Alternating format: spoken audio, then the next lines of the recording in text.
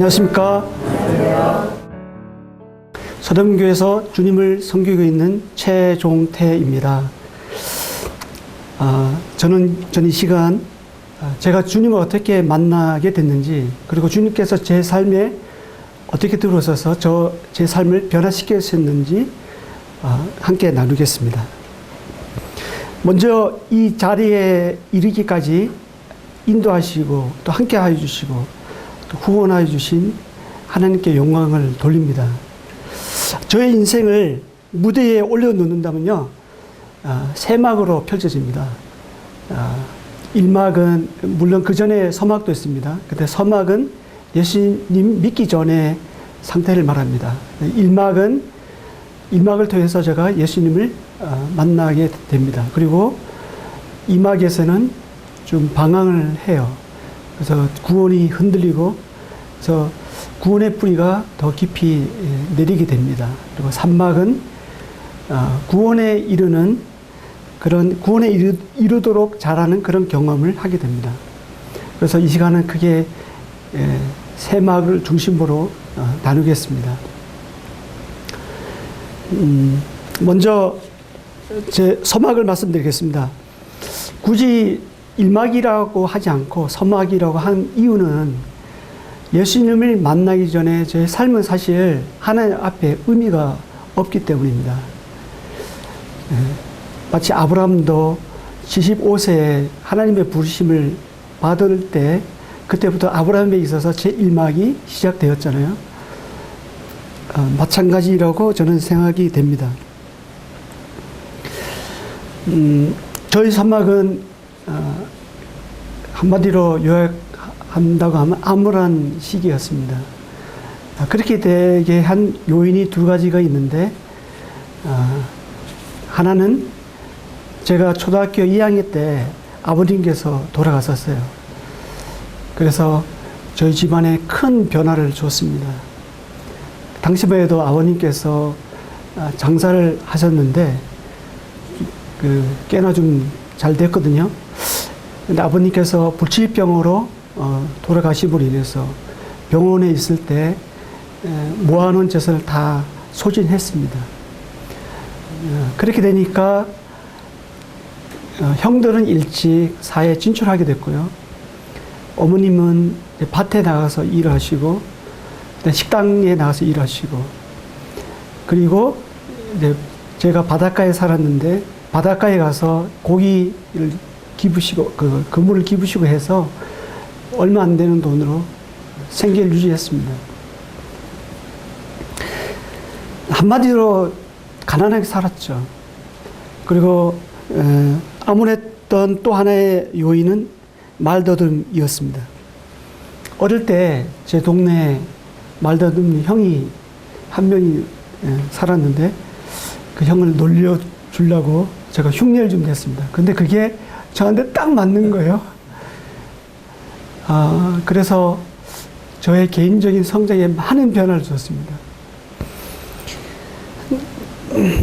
아버님은 돌아가셨죠. 형들은 떠나갔죠. 그다음 어머니는 돈 벌러 밖에 나가시죠. 그리고 집에 오면 주로 저 혼자였습니다. 거기까지 말까지 넣으니까 참 삶의 재미가 없잖아요. 그렇게 되니까 자연히 좀 부정적이 되고 성격이 소극적이 되고 그렇게 사람이 성격이 변하더라고요. 제가 가장 심하게 더듬을 때가 중학교 때였는데요.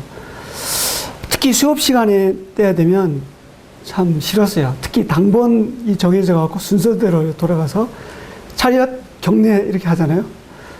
그때가 왜 그렇게 싫은지, 제 순서가 때 오면 정말 가슴이 쿵당쿵당거리고 막 숨이 멎고 막 그랬어요. 그리고 이제 그 국어 시간 같은 데라든가 책을 읽을 때 보통 이제 돌아가면서 읽게 되는데, 그때도 왜 이렇게 싫은지, 벌써 제 순서가 이제 몇 사람 이렇게 전에 다가오면 뭐 책 내용은 전혀 보지 않고 이걸 어떻게 극복해 나갈 수 있을까? 거기만 몰두했습니다. 그래서 이제 첫 마디가 안 나와서 제 몸을 탁 쳐야지만 뭐가 탁 튀어나오는 그런 상황이었으니까 참 지금 생각하면 참 상상이 안 가죠. 그런 제가 여기에 앞에서 간증을 하고 있으니까 놀랐습니다. 그러니까 대인 기피증이 있었죠. 발표력은 뭐 두말할 것 없이 빵점이었죠. 그리고 사람 만나는 것 자체가 좀 싫었어요. 그렇게 되니까 자존감은 한없이 땅에 떨어지고 말았습니다. 이렇게 제 서막은 땅이 혼돈하고 공허하고 흑암이 깊음 중에 있는 것 같은 그런 시절이었습니다. 한마디로 암울했죠. 이런 저에게 변화가 찾아왔어요. 고등학교 1학년 때 어두웠던 저의 삶 속에 그 한 줄기 빛이 왔습니다. 그렇게 해서 이 무대 장면이 바뀝니다. 제 1막입니다. 뭔가 좀 드라마틱하죠? 제가 고등학교 1학년 때 이제 친구가 갑자기 교회 가자고 하는 거예요. 어릴 때 저희들은 이제 모이면 주로 돈놀이를 했거든요. 뭘 해도 돈하고 관계된 놀이를 했습니다. 딱지치기라든가 구슬치기, 그리고 이게 성 그어놓고 이렇게 멀리서 가까이 하면 이렇게 나머지 다 갖는 그런 거라든가, 심지어 동양화도 열심히 그렸어요. 동양화가 무엇인지 아시죠? 천연 기념물 학도 나오잖아요. 태양도 나오고 달도 나오는 그런 그림을 열심히 그렸습니다. 그렇게 노는 것이 유일한 낙이었어요.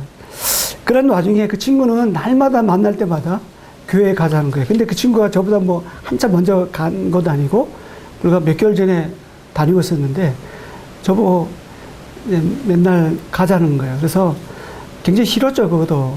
뭐 남들 앞에 가는 거 싫은데. 그래서 하도 이제 가자고 졸라대니까 마지못해서 한번 가주기로 했습니다. 그때가 이제 중고등부 학생 할 때였는데요. 근데 막상 문 열고 딱 들어가니까 좋더라고요. 분위기가 일단 좋았습니다. 그리고 저를 반겨줬습니다. 어디에도 저를 반겨주는 사람이 없었거든요. 그리고 저를 인정해 줬어요. 제가 뭐 잘못하고 뭐가 나도 저 있는 그대로 받아주었습니다. 그게 얼마나 좋은지. 그 뒤로 계속 그 교회를 나가게 됐죠. 그러다가 그의 여름 수양회가 되었습니다.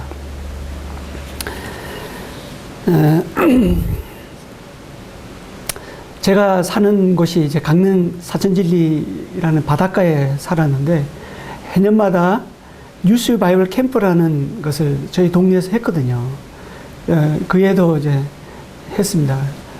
아무래도 그 시골 교회에 있다 보니까 그런 미리 준비하고 그런 것을 제가 같이 도왔는데, 하여간 그 캠프에 참석하고 마지막 날에 상담을 했습니다. 상담할 때 먼저 믿은 분이 이제 상담했는데, 그때 결국 제가 구원받고 말았어요. 그래서 구원받았다 하니까 너무나도 기뻐해 주더라고요. 그러면서 하는 말이 마지막 날 캠파이어를 하는데 간증하라는 거예요, 저보고. 이게 무슨, 구원 받은 건 좋은데, 간증이 많은 사람 앞에, 이렇게 많은 사람 앞에 나와서 얘기한 적은 한 번도 없었거든요. 그래서 뭐 구원 받았다는 기쁨보다는 간증을 해야 된다는, 발표를 해야 된다는 그게 더 저에게 굉장히 중압감이 왔습니다. 한참 고민했죠. 근데 결국에는 했습니다. 용기를 내고 했는데, 막상 딱 서니까 이상하게 안 떨리더라고요. 아무래도 그때부터 저 대중들 앞에 좀 강한 면이 있는 것 같아요. 그래서 그해 11월 8일 이제 그 매선 바람이 부는 초겨울이었었는데, 강가에서 침례도 받고요. 그렇게 해서 쭉 신앙생활을 해왔습니다. 그 후부터 제 삶이 좀 변화가 됐어요. 많이 삶이 변화가 왔어요. 소극적이고 부정적이고 비판적인 제가, 암울했던 제가 이제는 적극적이고 긍정적이고 낙관적인, 그리고 희망이 생긴 거예요. 미래에 대한 희망이 생긴 거예요. 물론 이것은 하루아침에 바뀐 것은 아닙니다만은, 근데 저희 방향성이 완전히 바뀐 거죠. 지금 생각하면 이게 참 기적입니다. 하나님은 어두웠던 제 삶에 빛으로 들어오셔서 새롭게 저를 빚으신 거예요. 그래서 그렇게 된 것은 주일 말씀이 저를 새로운 피조물로 이제 빚으셨습니다. 이렇게 변화하게 된 그 말씀은 민수기 21장입니다. 민수기 21장에 보면 놋뱀 사건이 나오거든요. 그 21장 8절 9절 보면 여호와께서 모세에게 이르시되 불뱀을 만들어 장대 위에 매달아라. 물린 자마다 그것을 보면 살리라.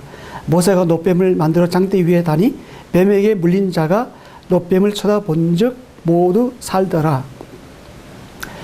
가만 생각해 보면 이 땅에서는 검찰은 죄를 고소하잖아요. 그리고 법원은 죄를 심판하고 감옥은 죄인을 가두잖아요. 그런데 하물며 거룩하신 하나님께서 죄를 가만히 묵과할 수는 없는 거죠. 그래서 하나님께서 광야에서 그 불평과 원망을 하던 그런 이스라엘 백성들에게 죄에 대한 대가를, 이제 심판을, 그 죄에 대한 그 대가를 물으신 거죠. 그래서 그 사막에 사는 불뱀을 그 진중에 보내서 물게 했습니다. 그러자 그 백성들이 회개하죠. 금방. 그래서 모세를 통해서 중보기도하고, 모세가 중보기도해서 하나님께서 구원의 한 방법을 제시해 주십니다.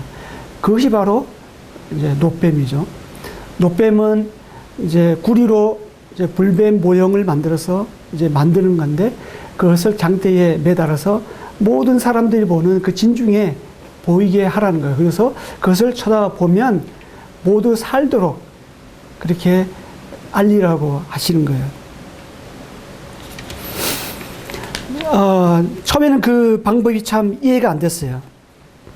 독사에 물렸다면 약초를 주든지 아니면 의사를 보내주든지 어떤 뭐 특별한 다른 그 뭐 성막에 가서 뭐 어떤 하나님 앞에 그 양과 염소를 가져와서 제사를 하게 하든지 그렇게 해야 되잖아요. 근데 불뱀 모형을 해서 놋뱀으로 이제 장대에 달아서 달게 해서 그것을 쳐다보면 살도록 한 게 이해가 안 됐어요.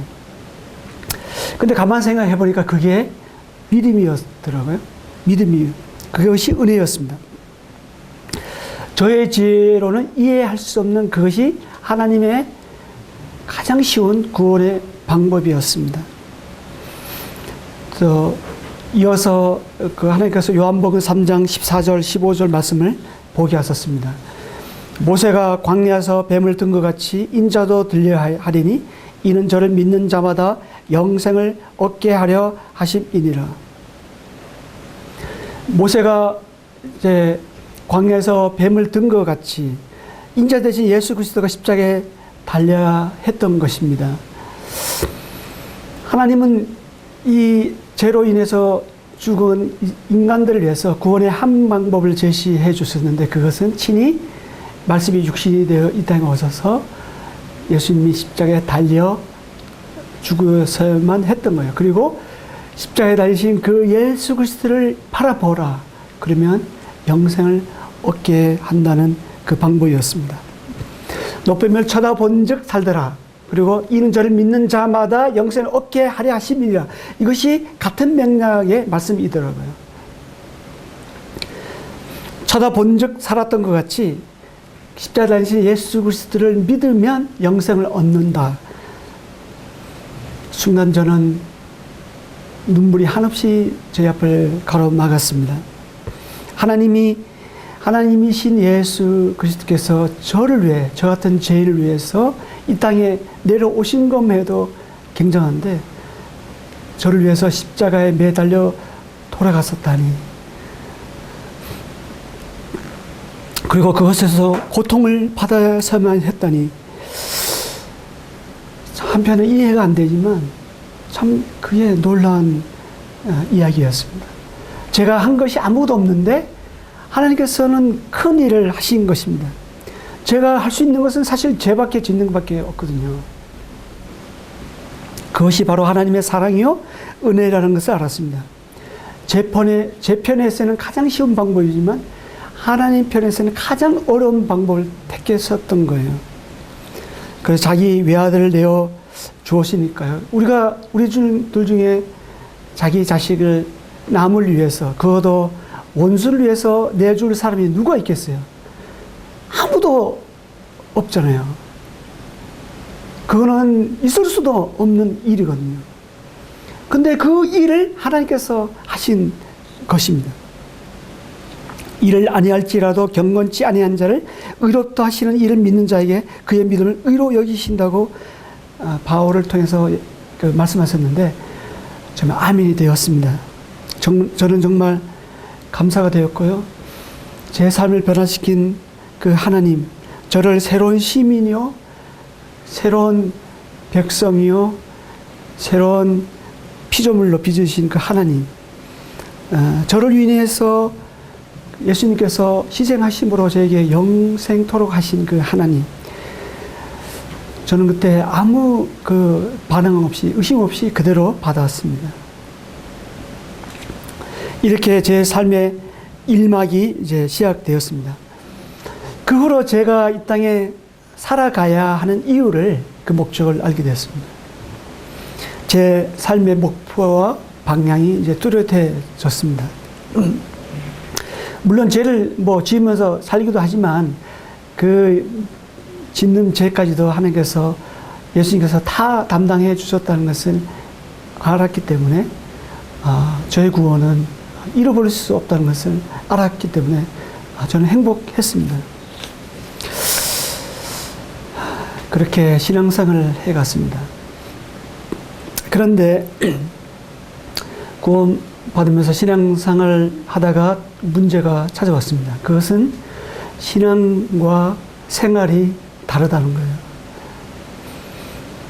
생명의 빛은 계속 제게 비추고 있는데 제가 스스로 그늘을 막고 있었던 것입니다. 이렇게 해서 제 삶의 이막의 장면이 바뀝니다. 이막이 시작됩니다. 이막은 큰 태풍이 한번 지나갑니다.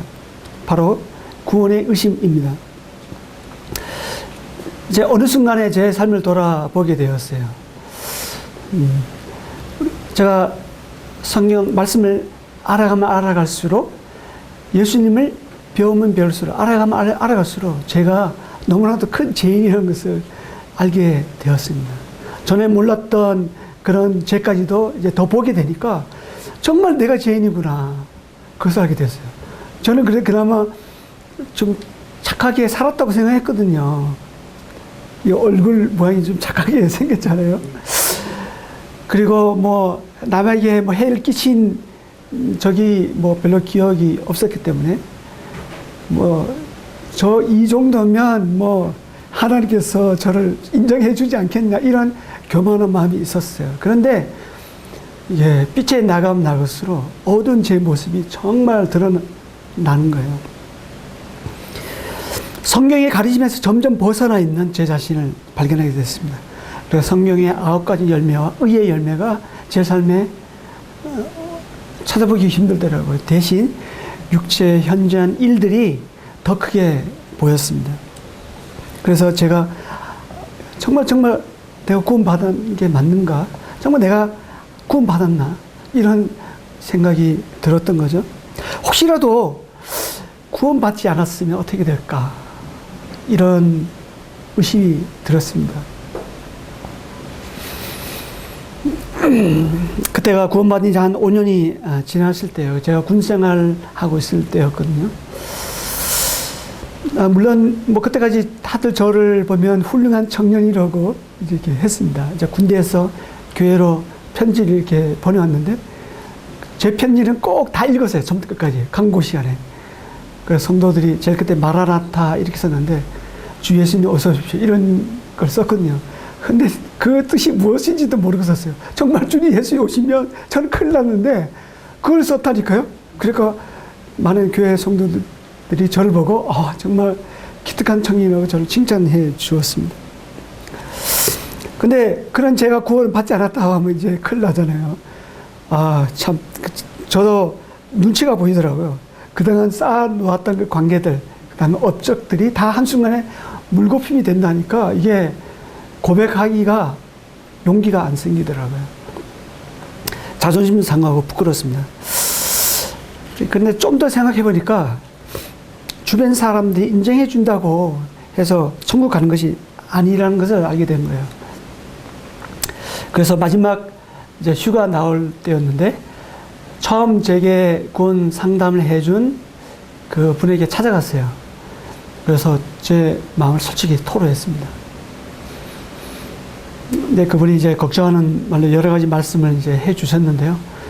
머릿속에 다 뭐 답답한 제 마음을 시원하게 해 주지 못하더라고요. 그래서, 좀 하나님, 어떻게 합니까? 어떻게 좀 저 답답합니다. 이렇게 기도를 했어요. 근데 그분이 저보고 함께 기도하자라고 했습니다. 그래서 함께 기도했는데, 한참 기도하다가 성령님께서 말씀을 보여주셨어요. 그 말씀 뭐냐면, 요한일서 2장 25절인데요. 그가 우리에게 약속하신 것은 이것이니 곧 영원한 생명이니라. 그리고 요한일서 5장 10절에서 11절 말씀도 생각나게 해주셨어요. 하나님의 아들을 믿는 자는 자기 안에 증거가 있고 하나님을 믿지 아니하는 자는 하나님을 거짓말하는 자로 만드나니 이는 하나님께서 그 아들에 관하여 증언하신 증거를 믿지 아니하였음이라. 또 증거는 이것이니 하나님은 우리에게 영생을 주신 것과 이 생명이 그의 아들 안에 있는 그것이니라. 이 두 말씀 속에서 저는 무릎을 꿇을 수밖에 없었어요. 뭐냐면 영생은 하나님께서 저에게 준 약속이라는 거예요. 제가 하나님 앞에 한 약속이 아니라 하나님께서 저에게 하신 일방적인 약속이라는 거죠. 만약에 제가 하나님 앞에 한 약속이라면 제가 변하면 그 약속도 변하잖아요. 근데 하나님께서 저에게 해준 약속이기 때문에 하나님이 변하지 않는다면 그 약속을 변할 수가 없는 거죠. 근데 더 기가 막힌 말씀 뭐냐면 5장 10절에 보면 이러한 사실을 믿지 아니하는 것은 하나님을 거짓말하는 자로 만든다 하는 거예요. 저는 이 말씀에 깨졌어요. 제가 그동안 하나님을 거짓말하는 자로 만들고 있었더라고요. 하나님은 분명 영생을 약속하셨잖아요. 그 아들을 통해서 영생을 저에게 주셨거든요. 근데 그것을 자꾸만 저 자신을 돌아보니까 이게 아니잖아요. 근데 뭐 아무리 저 자신을 해보하면 해보할수록 형편없는 사람이거든요. 그걸 그때 하나님께서 알려주셨는데 그걸 모르고 저 상태에 따라서 구원이 왔다 갔다 하는 줄 알았어요. 그때 저는 그 구원은 저의 상태에 있지 않고 그리스도의 말씀과 그분의 사역이 있다는 것을 알게 되었습니다.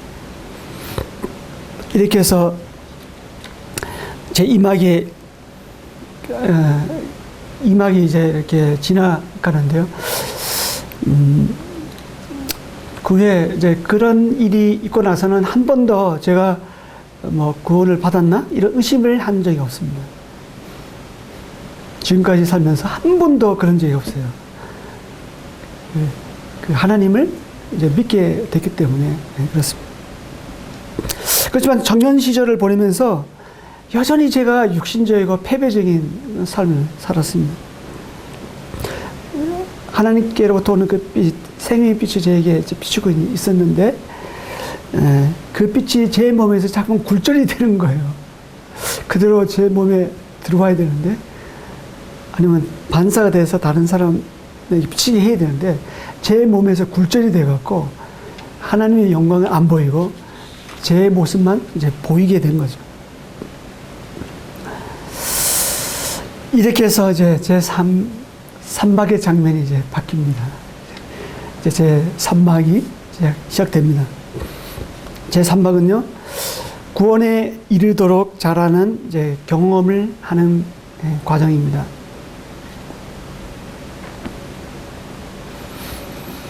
정확히 언제인지는 모르겠어요. 이제 그리고 어떤 계기인지도 모르겠습니다. 분명히 아는 것은 그와 같은 제 삶이 변했다는 거예요. 하나님이 제 삶에 찾아서 편하게 해 주셨습니다. 그때가 지금으로부터 한 10년 전후가 된 것 같아요. 정확한 것은 모르겠지만. 근데 한 가지 아는 것은 그 전하고 그 후는 완전히 달라졌습니다. 그 전에는 이제 제가 집에 오면 TV 본다든가 아니면 스포츠를 본다든가 뭐 잠을 잔다든가 그게 유일한 낙이었거든요. 근데 그 후는 제가 성경을 읽게 된 거예요. 물론 뭐 그전에도 성경을 읽었지만 좀 다르게 읽게 된 거예요. 성경이 저에게 좀 새롭게 와 닿게 된 거예요. 그리고 그전에는 뭐 구역 집회, 이제 교회 학교, 그 다음에 여러 가지 소그룹, 성경 공부, 인도 그런 것을 했고요. 저희 집에 항상 사람들이 모였어요. 항상 그런 일을 하고 있었거든요. 근데 제 내면에는 이제 병들어 있었죠. 심지어 예배 시간에 제가 담이 절리더라고요. 주의 만찬을 떼는데 도저히 뗄 수가 없는 그런 경험까지 제가 했습니다. 근데 내 자신을 살피고 주의 떡과 잔을 참여하라 했는데 정말 제 자신을 살펴보니까 도저히 뗄 수 없는 거예요. 근데 뭐 그때 그 후로 이런 경험을 한 다음에 이제 그런 주의 만찬의 참여에 대해서 확신을 갖게 됐는데 지금은 저 상태 어때요 하든지 간에 관계없이 뗍니다. 그 신앙은 원리가 있더라고요. 좀 이따 말씀드리겠습니다만.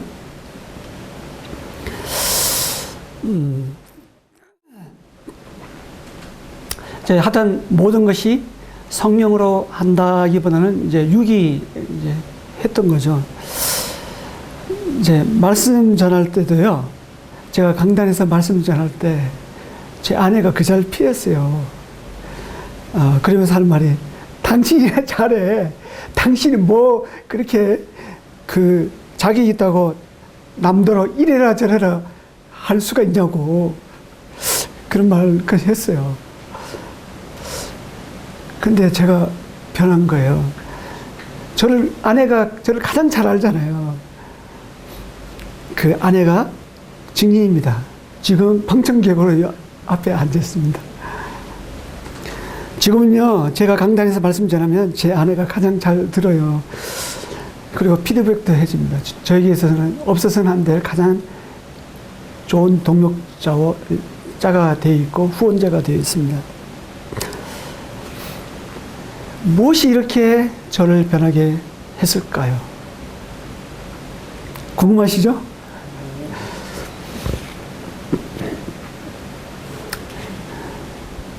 이 모든 것이 하나님의 은혜입니다. 주님께서 말씀을 깨우치게 해 주셨어요. 요한복음 8장 32절을 보면요. 진리를 알지니 진리가 너희를 자유롭게 하리라는 말씀이 있습니다. 여기서 진리는 예수 그리스도입니다. 근데 또 우리가 하나 더 알아야 될 것은 여기에서의 진리는 진리의 말씀을 또 이야기하고 있습니다. 바로 뭐냐면 예수님을 인격적으로 만나면 그 예수님이 저의 삶을 자유롭게 해 주신다는 거예요. 그리고 진리의 말씀을 깨달을 때 그 진리의 말씀이 저의 삶을 자유롭게 해 준다는 것을 알게 되었습니다. 그런 의미에서 씨 뿌린 비유에서 보면 마태는 천국은 깨닫는 자의 것이라고 말씀하시죠. 마태복음 13장 18절에서 23절을 보면 잘 보면 그런 사실을 이제 알 수가 있어요. 그 18절을 보면 이런 말씀이 있어요. 그런즉 씨 뿌리는 비유를 들으라 했는데 여기서 들으라는 신명기 6장 4절에 나오는 세마 말씀입니다. 하나님의 말씀을 들으라는 거예요. 그리고 바로 19절에 보니까 아무나 천국 말씀을 듣고 깨닫지 못하는 자는 악한 자가 와서 그 마음에 뿌려진 것을 빼앗는다고 이제 나오는 거예요. 깨닫지 못할 때는 그 진리의 말씀이 그 악한 자가 뭐예요? 사단마귀잖아요. 말씀을 빼앗아 간다는 거예요. 그런데 23절을 보니까 좋은 땅에 떨어지는 시인은 뭐냐면 말씀을 듣고 깨닫는 자라고 나오고 있습니다. 그렇게 되니까 100배, 60배, 30배 결실을 맺는다고 이제 나오고 있거든요. 지금 뭐냐면 진리의 말씀을 깨달을 때 풍성한 열매를 이제 맺는다는 거죠. 그러니까 뭐냐면 전에 몰랐던 그런 말씀을 이제 알게 될 때 그 순간 믿음의 성숙이 하나 쭉 올라간다는 거예요. 우리가 이제 뭐 구원받을 때도 마찬가지잖아요. 진리 말씀이 생명빛으로 우리 안에 들어왔을 때 그 우리의 삶이 변화되듯이 우리의 신앙생활도 마찬가지라는 것을 제가 알게 됐습니다. 그저 어떤 좋은 느낌이나 어떤 그 한골경의 체험이 우리를 자유롭게 못하는 거죠. 뭐 찬양 집회 좋습니다. 그 많은 경우에 보면 그런 이제 분위기를 잡아갖고 뭔가 정말 하나님께서 나를 모든 제압하는 것 같은 하나님 임재 속에 들어가는 것 같은 그런 느낌을 받습니다만은 알아야 돼요. 삶 속에서 그런 경험을 해야 되는데 그런 분위기와 그런 학문경이 결코 그 사람을 변화시키지 못한다는 것입니다. 어떤 찬양 사역자는 앞에서 계속 하다가 나중에 그 여자 문제로 복잡한 경우도 제가 들었거든요. 정말 중요한 것은 이제 개인적인 삶에서 그런 것이 오는 거에 따라서 달라지는데 제가 그랬습니다. 제가 바로 여러분 앞에 산 증인입니다. 그리고 저를 알고 있는 많은 분들이 저의 산 증인입니다.